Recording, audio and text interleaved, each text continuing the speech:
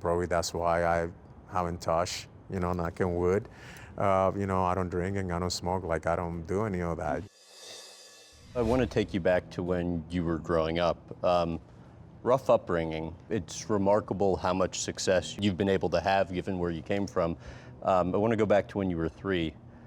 Your parents get divorced, and your mom decides to leave and doesn't come back.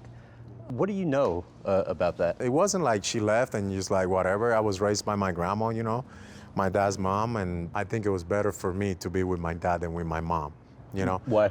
because the economy, like better, it was gonna be, my dad probably would have, he was gonna give me a better education. I mean, bringing food for me every day and stuff like that. Like we were in a better position at that time than where my mother was. And I think that's that's how I look back. But that doesn't change the love that I have for my dad, and that doesn't change the love that I have for my mom. I think no child wants to be separate from their mom and dad. Like they want their dad and their mom to be together. But sometimes you go through those things. But I think that didn't stop the plan that the Lord has in my life. How do you think it affected you not having your mom around early on?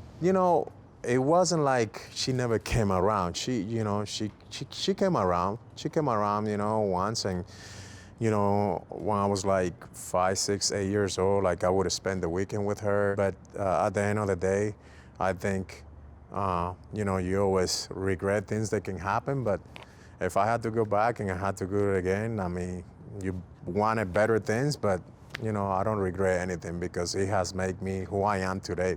So your dad had a day job as a painter, played softball as well. To what extent are those some of your earliest Yes. Memories on the ball field with your dad? Yes, it was fun because they used to have double hitter, every weekend pretty much. And I would have grabbed the glove sometime, I was 5, 6 years old grabbing the glove. And my dad was a pitcher, one of the best softball pitcher in the DR.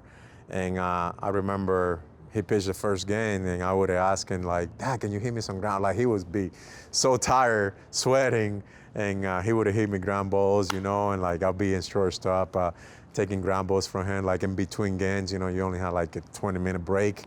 But stuff like that, it was a fun time. Work, I understand, was kind of scarce, and to what extent would he have to leave for periods of time looking for steady work? Yeah, it was tough. It was tough, but sometime when he would work in the city, I would go with him, during the weekend or after school and try to help him out. Like, I mean, I'll be coming home, I was like probably 11 or 12 years old, 10 years old, like just helping them out as much as I could and spending time. I'm the only child that my dad had, so I'm like the price, like everything at that time that he did, it was just for me and nobody else. And even to this day, right now, so I really have a great relationship with him, and I thank him so much because he was the one that pushed me to get better in this game, and he was always around. You've been pretty open about this. I think when you're like 9, 10 years old after games, he was known to have a few drinks and you'd have to bring him home drunk. How do you think that impacted you? I mean, it was hard, but I think, like I say, that didn't change anything. It was part of, hey, when you go to a baseball game, and you on the weekend and hang out and play softball. I mean, people have extra drink, whatever, and, but I think, it was something that helped me in my life, and probably that's why I haven't touched, knock on wood. I don't drink and I don't smoke, like I don't do any of that. Do you think that's why?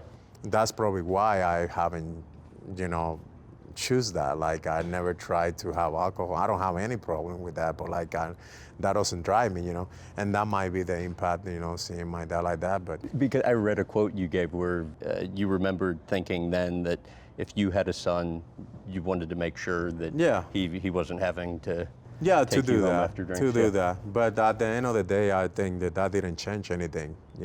I think my dad, besides that, he was the perfect dad.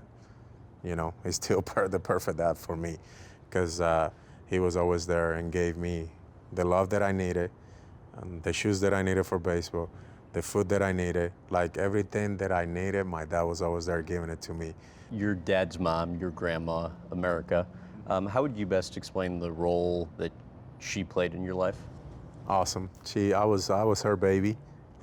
She protected me with everything, even when I got in trouble and my dad or my grandpa wanted to spank me. Like she was always, even to this day, right now, like nobody can say anything wrong her about me. Like she just a pressure woman, and obviously she had it rough like herself. She had to raise 10 kids, with my grandpa, and had it rough, had it rough too. But it's just like everybody, man. If you want to reach your goal or be somebody, you have to work hard for, and she never took any easy path. What do you think you learned from her? She loved to help people. Like, I remember my dad or even my grandma, like, giving food to the neighbors, when they didn't have to. And they did, just help the neighbors out, And When it it's wasn't the- like they had a lot to give. No, Right? and they were trying to help. And then my grandma was the same way, and my grandpa. So I think that was really easy for me to learn that. And I saw that as a little boy. And it's like, it was automatic, for me to if I see a need somewhere, I'm going after. Because I believe that at the end of the day, God has given me so much. I can't take anything with me. You learn that and you become, who you become, and you always, there's one quote, you never forget where you come from.